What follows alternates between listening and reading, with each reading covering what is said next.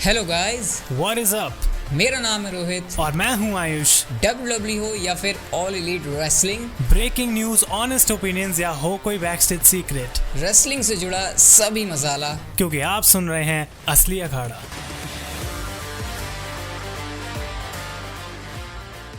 तो guys welcome है आपका एक बार फिर से असली अखाड़ा के नए एपिसोड में। और कल आपको नाइट 1 की हमने रेसलमेनिया के बारे में चीज़ें बताई थी, हमारी मैच की रेटिंग्स बताई थी। आज नाइट 2 हो चुकी है, रेसलमेनिया 38 हो चुकी है पूरी तरीके से खत्म। तो आज जो रेसलमेनिया के अंदर चीज़ें हुई हैं थोड़ा सा डिटेल में जाकर उनके बारे में बात करेंगे। ऑब्वियसली बड़े मैचेस हैं, greatest WrestleMania main event of all time भी आज हुआ है, उसको हमने कितनी रेटिंग दी, सब कुछ होगा इसके अंदर। तो आपको हर बार की तरह एपिसोड को जो है बिल्कुल एंड तक देखना है। आयुष, नाइट 2 भी खत्म हो चुकी है, एक क्या पूरा थॉट क्या है नाइट 2 के ऊपर तेरा? मैं ये बोलूँगा कि अगर जो हमें फाइनल देखने को मिला रोमन रेंस और ब्रॉक लेसनर के बीच में, उसके बारे में हम डिटेल में भी बात करेंगे मैच की, लेकिन एक्सपेक्टेशन पे डेफिनेटली वो चीज़ उतरी नहीं है। और ओवरऑल अगर मैं नाइट 2 की बात करूं, आई थिंक मेरे लिए पर्सनली नाइट 1 बेटर शो था। इसका मतलब ये नहीं है कि नाइट 2 बेकार थी, लेकिन आई थिंक WWE के पास बहुत कुछ था आज भी दिखाने को, इंटरेस्टिंग चीज़ें थी। तो overall it was a decent show, लेकिन मेरे हिसाब से नाइट 1 वाज बेटर। मैं बताऊं तो अभी भी मैं फिगर आउट नहीं कर पा रहा हूँ कि मेरे लिए नाइट 1 ज़्यादा बढ़िया थी या नाइट 2। मैं इस पर थोड़ा सा कंफ्यूज हूँ, लेकिन खैर मैचेस के ऊपर आते हैं। बट मैचेस से पहले आज एक बड़ी अच्छी चीज़ हमको देखने को मिली। ट्रिपल एच भाई वाटर लेके आए थे, बॉटल लेके आए थे, मिस्ट उन्होंने जिस तरीके से किया, बूट अपने वो रिंग में रखे गए, तो काफ़ी स्वीट लगा देख के। और ऐसा लगा कि हाँ यार ट्रिपल एच रिटायर ही हो चुके हैं सच में, आज देख के लगा है। बिल्कुल, आई थिंक ये एक ऐसी मोमेंट थी जो WWE ने सही करा करके कि भाई शो को डायरेक्टली मैच से स्टार्ट नहीं करा उन्होंने। और ट्रिपल एच के बारे में हमको पता नहीं है, और सेम वीकेंड पे दो बड़े लेजेंड्स प्रॉब्ली हमको लास्ट टाइम रिंग में देखने को मिले, अंडरटेकर और ट्रिपल एच। तो ये मोमेंट याद रहेगी। उन्होंने बूट्स अगर रिंग में ऑफिशियली रखते हैं, इसका मतलब है ही इज़ रिटायर्ड और अब उनका कोई मैच नहीं होगा। तो what a career bye triple H, और हमेशा रोहित उसको याद रखा जाएगा। बिल्कुल, उसे हमेशा याद रखेंगे। और ट्रिपल एच का इस तरीके से रिटायरमेंट सही नहीं है, बट खैर अब जो होना होता है उसे क्या कर सकते हैं। तो ट्रिपल एच स्टार्टिंग में रेसलमेनिया की, लेकिन फर्स्ट मैच की बात करते हैं नाइट 2 के रॉ टैग टीम चैंपियनशिप्स के लिए match. Riddle and Randy Orton versus alpha academy versus हमारे स्ट्रीट प्रॉफिट्स। तो एंटरटेनमेंट के हिसाब से क्या रहा आयुष तेरे लिए इस मैच में? आई थिंक कि इन टीम्स को ना मैं ऑलरेडी इतनी बार आपस में लड़ते हुए देख चुका हूँ कि जैसे हमने कल भी बात करी थी कि हम ऑलरेडी ये सारी टीम्स को इतनी बार देख चुके हैं कि हम क्या एक्सपेक्ट करें नया। लेकिन तब भी ये मैच एंटरटेनिंग ज़रूर था। एक tag team match, Montez Ford की जो वो डाइव थी outside the ring, Chad Gable की मून सॉल्ट थी, डेफिनेटली रिडल ने जो आरकेओ लगाई एट द एंड, लोग पागल हो गए थे उसको देख के, और ऑटन की आरकेओ। अच्छा, बहुत सारे लोग ये कह रहे हैं कि रिडल रैंडी ओटन से बढ़िया आरकेओ मारने लगा है, इस पे क्या टेक है? आई थिंक कि रिडल का जो मूव है वो एक्चुअली में एग्जैक्टली आरकेओ की तरह है नहीं, वो कटर है। और हाँ। मतलब अगर हम देखें तो बहुत थोड़ा सा डिफरेंस है और उसको ऐसे एक्सप्लेन नहीं किया जा सकता। लेकिन रैंडी ऑर्टन का अलग ही अपना स्टाइल रहता है आरकेओ लगाने का। और हमेशा से अगर मैं बताऊं तो ओरिजिनली आरकेओ से बेटर मुझे नॉर्मल वाला कटर लगता है, क्योंकि वो ऐसा लगता है कि भाई बंदे को मतलब एकदम वो इम्पैक्ट हुआ है। रैंडी ऑर्टन का थोड़ा स्टाइल डिफरेंट है और वो उनका वैसा ही स्टाइल है आरकेओ का। लेकिन वो जो spring board mid air RKO थी, फैंटास्टिक एग्जीक्यूशन। तो इन दोनों की केमिस्ट्री रिंग में काफ़ी अच्छी बात प्रूव हो चुकी है। चैंपियनशिप भी रिटेन हो गई है, कोई ब्रेकअप वगैरह नहीं था। अब आयुष ने ऐसा ज़रूर कहा था जब हमने नाइट 1 मतलब जब हमने पूरी रेसलमेनिया का ऐसे बारे में बात करी, तो आयुष ने कहा था कि ब्रेकअप हो सकता है रॉ आफ्टर रेसलमेनिया, तो वो होगा। बट अगर मैं रेटिंग की बात तेरे से पूछूं तो क्या रेटिंग रहेगी आपकी इस मैच के लिए? आई थिंक मैं इसको 3.5 आउट ऑफ 5 दूंगा, क्योंकि ये ना बेकार मैच तो किसी भी एंगल से नहीं था। ऐसा नहीं था कि outstanding out of the world 4 या 5 स्टार मैच। तो 3.5 आई थिंक काइंड ऑफ सही है रोहित। आई थिंक हाँ, मेरी रेटिंग भी इसके लिए 3.5 की रहेगी। लेकिन उसके बाद एक मूवमेंट आता है गेबल स्टीवसन का, और गेबल स्टीवसन को पंगे लेने चैट गेबल ही आए। और मैं आयुष एक बात बता देता हूँ, बहुत जल्दी चैट गेबल का नाम फिर से चेंज हो रहा है, ये बात ध्यान रखना। अब क्या रख रहे हैं? अब नाम उसका गेबल हट जाएगा, क्योंकि वो मुझे याद आता जब निकी क्रॉस मेन रोस्टर पे थी तो कैरन क्रॉस के आने से उनका ऐश हो गया था। तो विंस मैकमैन को भाई सेम नाम वाले बंदे नहीं चाहिए होते, उनको अलग अलग करना होता है। तो चैट गेबल की नाम लेकिन इस बार चैट गेबल की ऐश नहीं होगी यहाँ पे। उनका इस नाम बार चैट गेबल की ऐश चैट रह जाएगा।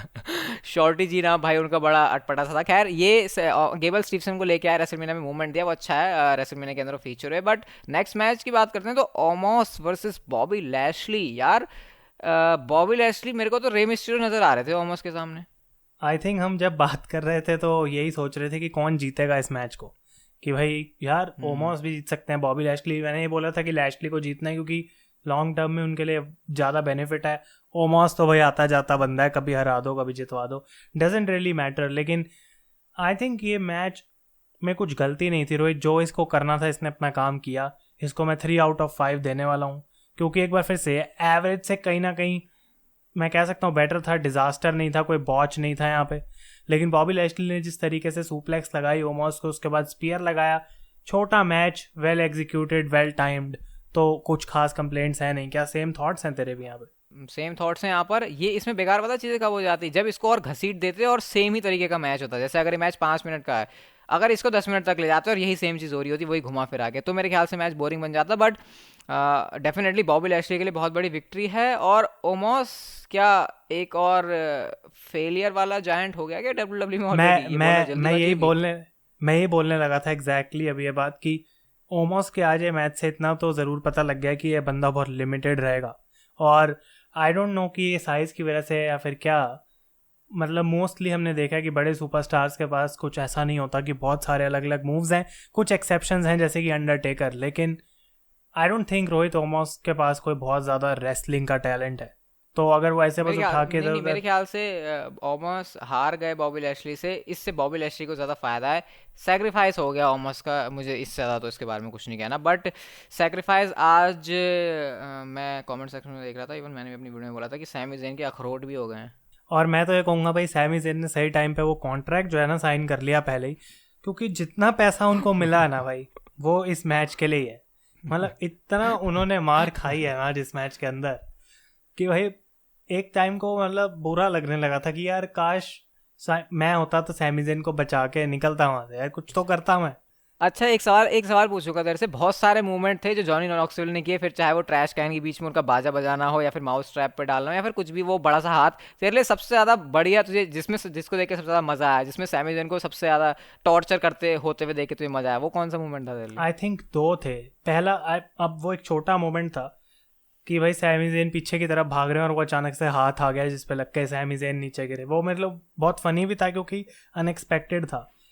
दूसरे में आई थिंक मैं अब यहाँ पे एक और 3 मेंशन कर लूँगा, लेकिन दूसरे पे टाई है। एक वो जब सैमी ज़ेन टॉप रोप पे और पायरो चल गया, I think that was cool. और उसके अलावा जो वी मैन करके जो बंदा आया, मुझे पहले लगा ये हॉर्न्स वॉगल कहाँ से आ गया, क्योंकि आई डोंट थिंक कि अरे मेरे को अभी तक वो हॉर्न्स वॉगल ही लग रहा था। मैं अपनी रिव्यू वीडियो करते थे हॉर्न्स वॉगल बोल के आया हूँ। नहीं, क्योंकि मुझे पता है कि इंडिया में किसी ने जैकएस फॉरएवर देखी नहीं होगी, लेकिन मैंने जाके सर्च करा था गूगल पे, तो बेसिकली जैकएस फॉरएवर के सारे कास्ट के मेंबर्स हैं। तो वी मैन भी मूवी का एक पार्ट रह चुका है वो बंदा। तो रिंग से नीचे निकल के आया मैं, यार ये हॉर्न्स वॉगल, पहला मेरा भी वही थॉट था, लेकिन शक्ल बिल्कुल अलग थी। तो कूल मोमेंट वो थी जब उसने एक्चुअली बॉडी स्लैम करा सैमी ज़ेन को। I think that was good. हाँ, और मेरे लिए तो मैं अगर बोलूँ तो मेरे लिए वही जो आयुष तेरी भी है कि वो जो एकदम से उन्होंने ऐसे छोड़ा कुछ और पीछे से वो पटाखा सा हो गया, और सैमी ज़ेन के उस पर रिएक्शन बड़े एपिक थे। एक्सपेक्टेशन नहीं थी इस मैच से इतनी, तो शायद मेरी रेटिंग से सरप्राइज हो जाओ, लेकिन मैं इसे 5/5 ही दूंगा। व्हाट? ओह माय गॉड, मैं डेफिनेटली और कोई सरप्राइज हुआ ना हो, लेकिन मैं ज़रूर हूँ। आई डोंट नो, मतलब अगर 5/5 दे भी रहे हैं, लेकिन मेरे लिए एट दी एंड मैं ये नहीं बोलूँगा कि ये कोई रेसलिंग मैच था भी, लेकिन जो इसका पॉइंट था इट वाज गुड। तो आई विल गिव इट 4/5, क्योंकि 5/5 तो भाई मैं बहुत मतलब कम देता हूँ। मैं डेव मेल्जर जितना कम नहीं, लेकिन तब भी कम। नेक्स्ट मैच नहीं तो 5/5 नहीं 5/5 मेरा कौन सा भंडारे में बढ़ रहा है, लेकिन मुझे एक्चुअल में इतना पसंद आया जो भी इसमें सारी चीज़ें हुई। लेकिन हाँ, मैंने थोड़ा ना भरपाई करने के लिए अगले मैच को रखा हुआ है जो कि विमेंस टैग टीम चैंपियनशिप के लिए है। मेरे को सच बताऊँ याद भी नहीं है साशा बैंक्स और नाओमी के अपोनेंट कौन कौन थे। मैंने इतना इंटरेस्ट लिया इस मैच में। सोच रहा हूँ तो मुझे भी याद नहीं आ रहा सच बताऊँ तो, लेकिन अच्छा, Rhea Ripley, Liv Morgan, Shayna Baszler, Natalya. इस मैच की जेलिना वेगा और जो कार्मेला। बेस्ट चीज़ मुझे याद है वो है लैम्बोर्गिनी, जिसमें मैं ज़रूर बैठना चाहूँगा एक दिन। तो वो लेकिन मैच से पहले ही हो गई थी, तो बाकी जगह ध्यान गया नहीं। बट जस्ट जोकिंग गाइस, क्योंकि ये मैच उतना भी बेकार नहीं था, लेकिन आखिरी के जो 30 सेकंड थे वही वर्थ इट थे, जहाँ पे एक्चुअली में साशा और नाओमी जीती हैं, टाइटल चेंज हुआ है, and they are now the SmackDown women's tag team champions. तो इसको रोहित, अच्छा, अगर मैं एक बार अपनी फिर से इसको रेटिंग दूं तो फिर से शायद तो शॉक हो जाएगा जाने के, क्योंकि मैं इसको 1 स्टार दूंगा। मतलब रोहित इस समय पूरा एक्सट्रीम रूल्स वाली रेटिंग चल रही है कि भाई या तो इस पार या उस पार, बीच में बिल्कुल भी नहीं। आई डोंट थिंक इतना बेकार था कि मैं इसको 1 स्टार दूं. आई will give it 2.5. I think एक एवरेज मैच था. भाई रोहित, इससे मतलब एक्सपेक्टेशन क्या थी इस मैच से कि 1 स्टार दे रहा है? मेरे को इतना, अरे मैंने ये मैच इंस्टा पे लाइव करते हुए देखा और मैं देख रहा था इसे, और मैं बस इसके ख़त्म होने का ही वेट कर रहा था. मुझे इसमें ज़रा सा भी इंटरेस्ट नहीं कि कौन जीत रहा है, क्या हो रहा है. तो मेरे को जब इसमें इंटरेस्ट ही नहीं है तो मैं इसकी ये भी नहीं देख रहा हूँ कि रेसलिंग हुई है या फिर नहीं. तो भाई मेरे लिए तो 1 स्टार है, क्योंकि मैं, हमारे जो रेटिंग का सिस्टम है वो ये नहीं है कि रेसलिंग कैसी है, हमको उस मैच ने कितना एंटरटेन किया ओवरऑल सारे एस्पेक्ट को देख के. तो इसलिए भाई मेरी 1 स्टार है यार इसमें. ये सच में मुझे बहुत लेकिन वाहियात जो लगा. अगला जो मैच था उसमें आई डोंट थिंक कोई डिसइंटरेस्टेड था. सब लोग इसका इंतजार कर रहे थे बहुत ज़्यादा, एज वर्सेस एज स्टाइल्स. और सीधा क्वेश्चन मेरा यही रहेगा रोहित कि यार जब हम बोलते हैं कि ये मैच ड्रीम मैच है, क्या ज़रूरी है कि वो 5 out of 5 star classic best match of all time ही हो? आई थिंक लोगों की एक्सपेक्टेशन इस मैच से बहुत ज़्यादा थी, और अगर मैं एक सेंटेंस में बोलूँ तो एक्सपेक्टेशन के हिसाब से ये मैच ने मेरे हिसाब से डिलीवर नहीं किया. ये नहीं कह रहा कि इस मैच में कुछ बेकार है, बट मुझे पता क्या लगता है आयुष, अभी एज और एज स्टाइल्स की फ्यूड कंटिन्यू होना बाकी है. तो ऐसा तो है नहीं भाई, जब फ्यूड कंटिन्यू होनी है आगे तो आपको जो सबसे बेस्ट चीज़ है वो अभी देखने को मिल जाए. अभी बहुत कुछ मुझे लग रहा है एज स्टाइल्स और एज के बीच होना बाकी है. तो इस पर रहम खाओ यार थोड़े मैच पे. नहीं चलो इतना अच्छा नहीं हुआ जितना अच्छा आप सोच रहे थे, लेकिन इसका मतलब ये नहीं है कि बेकार हुआ. स्टाइल्स क्लैश यहाँ पर था, वो हमने स्प्लैश जगह जो 450 वाला, उस पर एज ने किस तरीके से काउंटर किया, उनकी इम्पेलर डीडीटी, मतलब सब कुछ ही था इसमें. शुरुआत में पेस थोड़ी सी कम थी, और फिर एंड में वो डेमन प्रीस्ट का आना, और एज स्टाइल्स के तो गाल भी खून से लाल हो रहे थे भाई. देखो इतना ज़्यादा वो ऐसे एक्साइटेड होकर आया था, पता नहीं बैक स्टेज से. वैसे मैं देख रहा था वो एंट्रेंस के टाइम पर ना उनके ऐसे गाल में छिल गया था, वो तो एक अलग चीज़ थी. बट आई थिंक वो पायरो की वजह से था. नहीं, वो पायरो की वजह से नहीं था. वो एंट्रेंस के टाइम पर एक अभी वीडियो अगर इंटरनेट पर होगी तो मैं तो दिखाऊंगा, वो तो कहीं से ऐसा टकरा के आ गया था एज स्टाइल्स, तो उसका एज स्टाइल्स का तो थोड़ा वहीं पे पोपट हो गया था. बट डेमन प्रीस्ट का अलाइन होना वो एक अच्छी चीज़ थी. हाँ, मेरे ख्याल से एज स्टाइल्स इसमें विक्ट्री ज़्यादा डिजर्व करते थे एज से. आई थिंक सबसे पहले तो मैं एज के एंट्रेंस को मेंशन करूंगा, क्योंकि मैं मतलब यही सोच रहा था कि भाई एज का पुराना वाला गाना तो ऑब्वियसली सबको पता ही है कि भाई उसके ऊपर तो लोग चीयर करेंगे, लेकिन नए थीम सॉन्ग को एक इंटरेस्टिंग एंट्रेंस देना WWE कैसे करेगी. और उस हील कैरेक्टर को ब्लू लाइट में मैच करा उन्होंने बहुत अच्छे तरीके से, फायर का यूज़ करके, तो वो मुझे बहुत अच्छा लगा. एंड आई डोंट नो कि फिर से मैं रोहित से एग्री करूँगा यहाँ पे कि भाई ड्रीम मैच है, अच्छी बात है. ड्रीम मैच का मतलब ये है कि हम फर्स्ट टाइम देख रहे हैं, हमें बहुत समय से देखना था. ये ज़रूरी नहीं है कि वो हमेशा इससे बढ़िया हमने कोई मैच देखा ना हो. एंड मैं एग्री करता हूँ एग्जैक्टली इस पॉइंट से कि इस मैच में कुछ गलत नहीं था. मुझे इनफैक्ट ये मैच बहुत ज़्यादा पसंद आया. बहुत सारे लोग ट्विटर पे आके लिख रहे हैं कि भाई ये मैच बहुत स्लो था. आई डोंट नो कि ये मैच स्लो था या फिर नहीं, लेकिन एक ऐसे मैच में जब दोनों रेसलर्स को अपनी रेसलिंग दिखानी है और कोई स्टिपुलेशन मैच में नहीं है, तो उनको भाई थोड़ा तो स्लो पेस्ड मैच करना ही पड़ेगा. मतलब किस हिसाब का फास्ट पेस्ड मैच वो कर पाएंगे? अगर हम ग्रेटेस्ट मैचेस भी देखें, Shawn Michaels, Ric Flair, Undertaker, Triple H, इन सब के मैचेस बहुत लंबे रहते थे और लोग उसको 5 स्टार क्लासिक कहते थे. आई थिंक रोहित, क्यों ये 5 स्टार क्लासिक नहीं है? इस वजह से क्योंकि जो स्टोरी लाइन थी ना इसके पीछे, अभी वो उतनी मेजर नहीं है कि जब इसका एंड हो मैच का तो हम कहें भाई मजा आ गया. हाँ, तो मैं वही तो कहना चाह जैसे रहा हूँ. अभी ये सेथ सिर्फ रॉलिंस के शुरुआत साथ. हो रही है एज स्टाइल्स और एज की. अभी ये पहला इनका हमने ऐसे इनको आमने सामने देखा है. ये आगे जाके जब होगा तो चीज़ें सुधरेंगी यहाँ पे. और मेरी रेटिंग तो यार यहाँ पे मैं इसको 5 में से 4 दूंगा, क्योंकि मेरे को पसंद आया ये. मतलब जितना लोगों को नहीं आ रहा, मुझे आया भाई. 4 स्टार रेटिंग के हिसाब से है ये मेरे लिए मैच. मुझे इनफैक्ट जो एंडिंग हुई, आई थिंक बहुत लोग एंडिंग से भी खुश नहीं थे कि इतने बड़े मैच को कैसे ख़त्म करा, पर मैं एक्चुअली 4.25 दूंगा क्योंकि मुझे एंडिंग बहुत पसंद आई. क्योंकि यहाँ पे WWE ने 2 बड़े रेसलर्स को यूज़ करके एक तीसरे रेसलर को प्लेटफॉर्म दिया, और वो भी इस तरीके से कि ऐसा नहीं है उसमें सेंस नहीं है. आने वाले टाइम में उसमें लॉजिक है, और एज अपना एक हील स्टेबल फॉर्म करने वाला है रॉ के ऊपर, जिसमें प्रॉबली उनके साथ डेमियन प्रीस्ट हैं, पर साथ में कुछ और भी होने वाला है और सुपरस्टार्स जुड़ेंगे. तो मैं उसके लिए इंटरेस्टेड हूँ. हो सकता है एज स्टाइल्स दूसरी तरफ अपना कोई स्टेबल फॉर्म करें और फिर एज के स्टेबल के अगेंस्ट उनका मैच हो फ्यूचर में. तो WWE ने आई थिंक एक नई यहाँ पे किक ऑफ करी है स्टोरी, एंड लेट्स सी कि क्या होता है. लेकिन जो अगला मैच था रोहित, मतलब ये था भी क्यों रेसलमेनिया पे, आई don't no. The new day versus Sheamus and ridge Holland. नहीं, WWE इस मैच के बारे में कितना केयर करती है वो इसी से हमको पता चल गया ना, कि नाइट 1 के ऊपर जब उन्होंने इस मैच को ऐसे टाइम वाइम की वजह से हट आउट हो दिया, कुछ भी कर दिया, तो भाई जब जो मैच जिस नाइट के लिए शेड्यूल्ड है वो वहीं पर नहीं हो रहा, तो दूसरी नाइट पर क्या वो कुछ बड़ा कर देगा. बस एक ही चीज़ सही थी कि बिगी वाले जो कपड़े हैं, जो रिंग गियर है, वो था कोफी और एक्जेवियर वुड्स का, और बस उसी वजह से मैं इस मैच को 2 स्टार दे दूंगा. और मैं 2 स्टार दूंगा इस वजह से क्योंकि मुझे आज देखने को मिले बुच मतलब ये मतलब आई डोंट नो इसमें इससे पहले कि मेरा मैच पे ध्यान गया भाई शेमस तो ब्रोक किक लगा रहे थे आउटसाइड द रिंग, तो मैंने सोचा यार मैच चलो शुरू होगा उससे पहले खत्म हो गया, तो आई डोंट नो क्या था इसकी बुकिंग का अच्छा आइडिया। बुच इतना जोश में क्यों भरा रहता है, वो क्यों मारने को जाता है सबको, उसके अंदर कितनी आ गया, उसको बेचारे को कहीं तो यूज कर लो।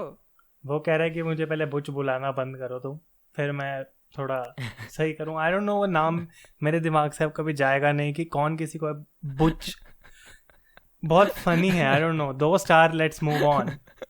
इससे ज़्यादा स्टार एक्चुअली में मैं अंडरटेकर की अपीयरेंस को दूंगा क्योंकि उन्होंने पीछे मुड़ के थैंक यू बोला एटलीस्ट। इसके बाद हम बात करते हैं प्रॉब्ली बेस्ट चीज़ की इस शो पे, और हाँ हम मेन इवेंट पे अभी नहीं पहुंचे हैं गाइस। बेस्ट चीज़ Pat McAfee versus Austin Theory. Wow, मतलब पैट मैकेफी ये पैट मैकेफी को इतने उछलना कूदना ये कहाँ अंदर छुपा के रखते हैं, वो उनके अंदर ना वो जो अंदर भरा पड़ा है वो शिंजुके नाकामोरा की एंट्रेंस पे वो दिखाते हैं, वरना एक्चुअल में क्या कुछ कर सकते हैं, किसके वो कैपेबल है, वो आज उन्होंने फिर से प्रूव कर दिया। वैसे तो एडम कोल के साथ उनका पहले मैच हुआ था, पहले से ही पता था हमको कि पैट मैकेफी इतना अच्छा रेसल करते हैं, बट वो ऐसे रिंग किससे वो कैनवस से इतना ऊपर कैसे कूद सकता है भाई, मैंने नहीं देखा इससे पहले कोई, मैंने तो नहीं देखा किसी को डब्ल्यूडब्ल्यू में ऐसे करते हुए। और डेफिनेटली एंट्रेंस भी मैं मेंशन करूंगा पैट मैकेफी की, जो 7 नेशन आर्मी वाला थीम सॉन्ग बजा, मतलब बहुत ज़्यादा वर्ल्ड वाइड पॉपुलर वो गाना है, और वो इसी वजह से गाना बजाया गया था ताकि पैट मैकेफी को लोग उस गाने के थ्रू सपोर्ट कर सके, चीयर कर सकें, क्योंकि सारे लोग उस गाने से फेमिलियर रहते हैं, हर स्पोर्ट्स में वो बजता है। लेकिन वो सारी चीज़ें हटाने के बाद विंस मैकमैन को रिंग साइड पे बिठाया गया इस मैच के लिए था ताकि लोगों की अटेंशन रहे। तो सारे ऐसी चीज़ें करी गई थी इस मैच में ताकि लोग इस मैच को ऐसा नहीं है कि हाँ भाई 2 अननोन लोग लड़ रहे हैं हम क्या करें, विंस को रखा गया वहाँ ताकि लोगों की अटेंशन रहे। और ऑब्वियसली फिर पैट मैकेफी की जो परफॉर्मेंस थी I think it was outstanding. Adam Cole के साथ जो उनका मैच था वहाँ मुझे पता लग गया था कि भाई ये बंदे में है दम, और आज एक बार फिर से एक नेक्स्ट लेवल तक उस चीज़ को पैट मैकेफी लेके गए। अब रोहित, क्या हम इसको और विंस वाले मैच को एक साथ रेट कर रहे हैं या फिर हम पूरी मोमेंट को स्टार्ट से लेके ऑस्टिन के जाने तक रेट कर रहे हैं? आई थिंक विंस और पैट मैकेफी के मैच को अलग से रेट करने का तो कोई सेंस है नहीं, क्योंकि इसमें विंस मैकमैन की रेसलिंग को मैं उतने नंबर्स नहीं दूंगा जितने मैं उनके चेहरे के एक्सप्रेशंस को दूंगा जो उन्होंने काम करके दिखाया है। तो विंस मैकमैन की रेसलिंग भाई क्या ही एक्सपेक्ट कर, मतलब इस मैच को रेट करके हम विंस मैकमैन की ना बेइज्जती करने वाली बात होगी। मतलब हम क्यों करें भाई इस मैच को रेट, इस मैच का वो पर्पस ही नहीं था, बस इस मैच का पर्पस था कि विंस मैकमैन को ऐसे टेलीविजन पर आना है, एक मैच रेसल करना है और फैंस को खुश करके घर भेजना है, मेरे ख्याल से यही था। तो मैं तो इस सेगमेंट को ओवरऑल ही रेट करूंगा पूरे ऑस्टिन थ्योरी वाली चीज़ को, sorry stone cold Steve Austin वाली चीज़ को भी मिला के भी। पहली नाइट को तो हमको पता था आयुष कि स्टोन कोल्ड आने वाले हैं, लेकिन दूसरी नाइट पर स्टोन कोल्ड का आना ये डेफिनेटली थोड़ा सरप्राइजिंग था। आई थिंक कि विंस मैकमैन और स्टोन कोल्ड की मीटिंग चल रही थी और विंस ने ऐसे बोला कि भाई स्टोन कोल्ड क्या यार एक मैच लड़ना है। स्टोन कोल्ड ने बोला नहीं, तो विंस ने बोला यार चल मैं भी लड़ लूंगा यार, तू लड़ेगा तो विंस ने बोला कि चल दोनों एक मैच लड़ते हैं, एक दिन तेरा हो जाएगा एक दिन मेरा हो जाएगा और लोग खुश हो जाएंगे। आई थिंक एक म्यूचुअल डील थी। और उसके बाद ऑब्वियसली वो एटीट्यूड एरा वाली नॉस्टैल्जिक मोमेंट हम एक बार फिर से सेकंड डे पे कह सकते हैं कि भाई स्टोन कोल्ड जो है हमारी एरा में भी परफॉर्म करके गया। क्या वो रॉ स्मैकडाउन मुझे बड़ी हंसी आ रही यार, वो विंस मैकमैन को जो स्टनर पड़ा था वो बहुत खतरनाक नहीं था वो भाई, मैं तो डर गया देख के। वो मतलब ऐसा लग रहा था कि ऑस्टिन थ्योरी जो मतलब विंस मैकमैन को उछलना था ना एक्चुअली में जो प्लान था स्टनर लगाने के बाद उनका उछलना भी ऑस्टिन थ्योरी ले गया, क्योंकि भाई ऑस्टिन थ्योरी जो कॉस्को की बॉल की तरह उछला वहां पे स्टनर खा के, अनबिलीवेबल सेल था वो। मतलब कुछ लोग कहेंगे वो कुछ ज्यादा ही कर दिया, लेकिन I don't know what happened with Vince. मेरे ख्याल से स्टनर पे अगर ओवर सेल करो तो वो बढ़िया ही लगता है। एक स्टनर ऐसा मूव है जिसपे जितना ज्यादा सेल करो वो उतना ही कम है। रॉक का एक एग्जांपल देख लो भाई, वो तो क्या ही करते थे, हेड के बल पे खड़े हो जाते थे अपने। पर आई थिंक विंस ने उसको रिवर्स में सेल किया, वो खराब हो गया वहां पे। ऐसा लग रहा था कि चाबी भरी हुई है विंस की, खत्म हो गई, वो 1.5 घंटे से चल रही थी जो। आई डोंट नो वो पहले वो विंस मैकमैन वो रोप से टकरा के कैसे वापस आए थे भाई, मुझे तो बड़ी हंसी आई थी। विंस को पता ही नहीं चल रहा मेरे पैर कहाँ पड़ रहे हैं। डेफिनेटली। और आई थिंक कि इस पूरी सिचुएशन के बाद विंस और स्टोन कोल्ड ने सिर्फ हेल्प करी 2 बंदों की, पैट मैकेफी जो कि अब कभी भी वापस रिंग में आएंगे लोगों को याद रहेगा, और ऑस्टिन थ्योरी। रोहित को मैं कह रहा था पॉडकास्ट से पहले, is about to become a huge star. अगर विंस ने उनको इतनी अटेंशन दे दी है खुद, तो अब वो पीछे नहीं हटने वाले। और आई थिंक उसके ऊपर ऑस्टिन थ्योरी पूरा रिस्पॉन्ड कर रहे हैं because he is performing so well. और मैं साथ के साथ अपनी रेटिंग दूंगा। अब यहाँ पे कुछ लोग रह सकते हैं सरप्राइज, लेकिन पूरी ये जो मोमेंट देखने को मिली, और मैंने बोला था ये बेस्ट थिंग है on today show, 5 out of 5।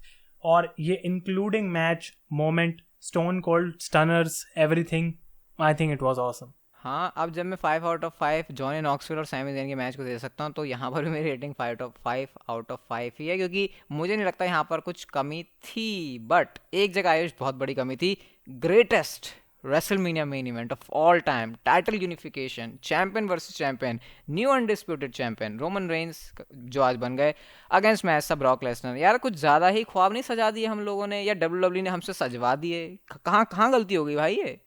I think कि WWE अपने खुद के ट्रैप में फंस गई, क्योंकि इतने टाइम से the greatest of all time match नहीं होने वाला था, ये बात हम जानते थे।